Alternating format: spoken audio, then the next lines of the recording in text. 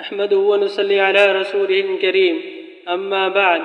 قال النبي صلى الله عليه وسلم: لو يعلم الناس ما في النداء والصف الأول ثم لم يجدوا إلا أن يستهيموا عليه لاستهموا.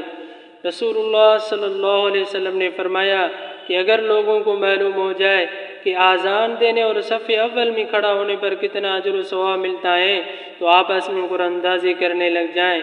ایک اور حدیث میں حضرت ابو امامہ رضی اللہ تعالیٰ عنہ سے روایت ہے، فرماتے ہیں کہ رسول اللہ صلی اللہ علیہ وسلم نے فرمایا کہ اللہ تعالیٰ رحمت فرماتا ہے اور اس کے فرشتے دعائے رحمت کرتے ہیں پہلے صف والوں کے لیے۔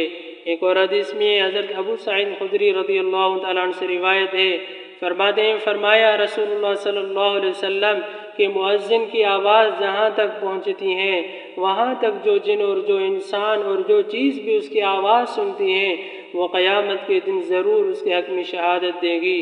محترم سامعین، احادیث مبارکہ سے آذان دینے اور صف اول میں کھڑا ہونے کی بہت بڑی فضیلت معلوم ہوتی ہیں۔